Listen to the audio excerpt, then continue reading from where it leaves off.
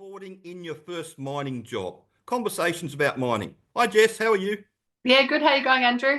Yeah, really good, thanks. So today we're going to do a video on about what's going on when you get onboarded into a mining role. So we're going to use, Yeah, we're not going to use a shutdown or a construction role. We're actually going to use a proper mining role. So yeah, this either will be the same if you went and drove a truck on the surface or whether you drove a truck underground. Slightly a little bit yeah, more involved if you drive a truck underground, but we'll go through it all as we do it.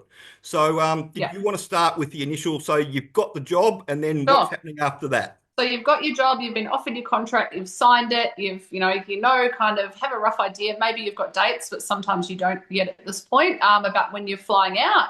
And then usually you will go through, you will come into the office or you'll get sent out all your PPE or you'll have to go and purchase that, whichever, depending on whether you're working for a contractor or labour hire or whatever happens. So Yep. you'll organise your uniforms and your PPE, that will all be sorted out. And then you'll usually be given details or contacts for the camp or the village that you're going to as well. You'll be given a bit more details about where you're going and what facilities they have and who the contacts are there. They'll let you know, like your accommodations booked, all of that type of thing.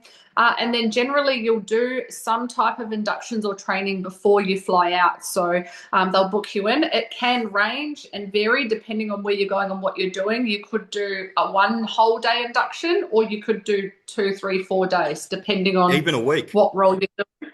Yeah, you can do a week. Like it can be pretty intense. Uh, Once you get that out all out of the way, then usually it's your flights are booked and you're flying off to site. So Yep. you'll get all of those details. You'll hop on your flight. You'll fly to work. You may have to do a random DNA test once you get to site. Sometimes now they do test you when you arrive, and then you'll be shown around to your accommodation. You'll get checked in. You'll usually get buddied up with someone who will look after you, who's on your crew. You'll get shown your accommodation. You'll usually drop your stuff off at your room before you go to work. Sometimes not. Depends when you fly in and what's happening that day on site.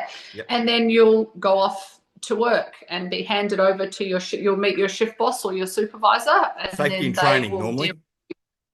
Oh, safety training as well. You do Yeah, your yeah, no, safety normally training. they palm them off to safety and training pretty much straight away as soon as you get up there, Yeah, and they start the process. And like you were talking yeah, about your uniform, if some mobs issue their uniform in town and you go and get measured up, other places will get you to write it all down, so they'll get you measure your chest, your legs, all that sort of stuff. And yeah, then safety and training, they'll drop all your stuff in the room, they'll check you in, then they'll go and get your uniform through the store and sort you out with a bit of yeah, lunch and go around and introduce. Your head will be spinning and your eyes will be rolling into the back of your head. And normally on the yeah, first day they do a site induction, so that's the company site induction. So yeah, just for the surface, which is normally takes 2 or 3 hours, and then they normally, if you're going for an underground job, they normally run you underground to see who freaks out.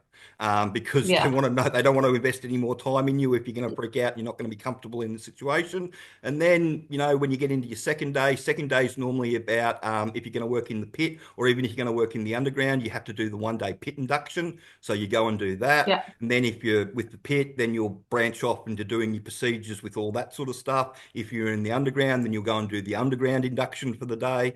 And so you're already there, you're 3 days in, and you haven't even done anything. You're still being inducted. And then, yeah, after that, you're into safety and training to do all the procedures, because before they can stick you behind the wheel of a truck, they got to run you through everything about how the mine works and what equipment you're going to yeah, use and all that sort of stuff. And again, that could be anywhere from 3 or 4 days to 1 or 2 weeks, depending on the mine site yeah, and what's going on.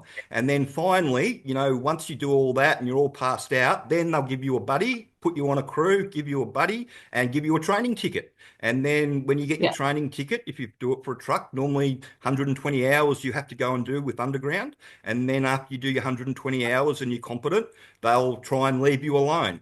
And that's when it all gets a bit iffy for everybody, because while you got the person sitting behind you telling you what to do, it's a fairly easy job. But as soon as you take the person yeah, away, that's when people really start to struggle. So the longer you need yeah, somebody in there with you, making sure you're doing the right thing, the more they ramp the pressure up. So what I try and tell people is, while you've got to take the role in of what you're learning about driving the truck, you also have to take in what's going on around you with the mining cycle, because you have to be able to fit into that mining cycle by yourself, and you've got to know what's Yeah. going on with the crew. And that's, Yeah. and that's where you're at. And so at that stage, you're probably 3 to 4 weeks into it. And, if you do it properly, you should be able to get ticketed out pretty much, after 3 or 4 days after you finish your training. If you're comfortable, if you've done our training and know how it all works, you can do that. But if you just go in green and you miss something, it can be really hard, and there's no second Yeah. chances, unfortunately, and there's no excuses. This is the thing that used to annoy me about it, was that, once something goes pear-shaped or wrong, it doesn't matter how good you were or whether you were working out. It's just a window seat straight away if it's less than 6 months. So a lot of Yeah. good people that would have otherwise succeeded if they'd been given a bit more of a chance get turned out, unfortunately, because of just the way it Yeah. works out, and they don't know any Yeah. better. It's full on and it's hard. And yeah, those first few weeks when you've got someone else with you and it's all fun and you're having a chat and they're telling you what to do, you think, oh yeah, I can do this. But then once you're in there by yourself having to make decisions or remember what you've been taught, it can be really, really hard. Yeah, exactly. And I've got a number of stories. Like this one young lady, like she was doing really well, but she just couldn't get her head around what was going on and everything. Like she could drive the truck, not a problem. So put a load in the back of her, tell her to drive it up the decline and dump the load and all that sort of stuff, not a problem. Driving down the decline, trying to dodge traffic and all that sort of stuff, just freaked her out. So Yeah. one morning, she pitches up, she goes and gets the load, comes back up, leaves the truck, dumps the load, comes back to the shift boss's office, parks the truck out the front of the shift boss's office, leaves it running, jumps in, throws a plot at me, takes a tag off the tag board, throws that at me. I quit. I said, can't you turn the truck off for me? She said, I've got to give you a reason to sack me. So and I said, you can just quit. You don't have to be sacked. But she had it in her mind that she didn't want to do it anymore. And that was it. She was Yeah. going to leave an unattended vehicle and then she was going to be sacked and she was going to be out of there. And it was like, holy shit. Yeah. But, and another guy, left a fire extinguisher in his room, instant dismissal, just, Yeah. stuff where you look at things and go, okay, you really don't like this job and you want a reason to be gone. And, and those Yeah. people can be dangerous on site as well, because Yeah. unfortunately they take other people out with them when they Yeah. self-destruct. So you've got to watch Yeah. out for those type of people. But yeah, the Yeah. more you know when you're onboarding, the easier it all becomes. But it's not complicated. Yeah. Everybody will be nice. Everybody's trying to do the right thing. But you just got to remember that it's a mine site and it's a really busy place and they go through a lot of people and you're just a number, unfortunately. And, if you get the wrong, if you get the wrong end of the stick with something and you don't quite understand it, it can be really hard to, make it work for yourself. Because unfortunately, the Yeah. employers, because the way the act's set up, it's sink or swim training. They've just got no choice about it. Yeah. Yeah. It's full on. And yeah, it's a process. We get the question all the time, I've been accepted or I've been offered a contract, and how long does it take now? Well, how long's a piece of string? A lot of the time at the moment, if it's an underground role, they probably want you on site tomorrow.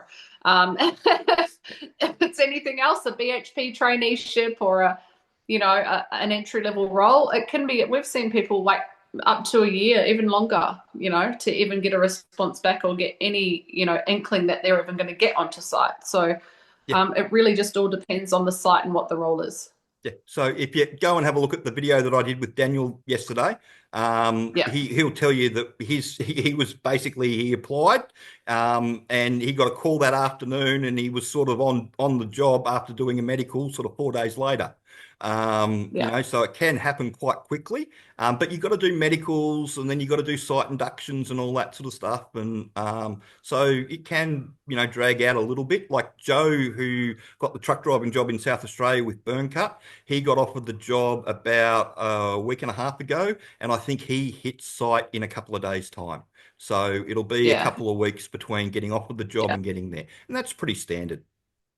That is pretty standard, around that fortnight, like 10 to 14 days-ish, sometimes sooner, but most of the time it's around there by the time they fit everything in and get you ready to go. But the one thing I will say is that if anybody says to you, can you be on the plane this afternoon? Always say yes, because it's 100% a test. Yeah. Yeah. Yeah. Yeah. Definitely. And people still do that just to make sure you're committed to it. Yeah, just like one of the first calls I ever got to fly up to up north, I was going to Leonora, and it was Christmas Eve, and she was like, "Can you fly out tomorrow?" And I was like, "Yep, no worries." She was like, "Okay, cool." Yeah. And I never actually had to. My flights weren't until 4 days later. They were right in between Christmas and New Year's, but she still asked me if I could, and I said definitely, no worries. Yep. Yeah. It's a test. It's everything's a test.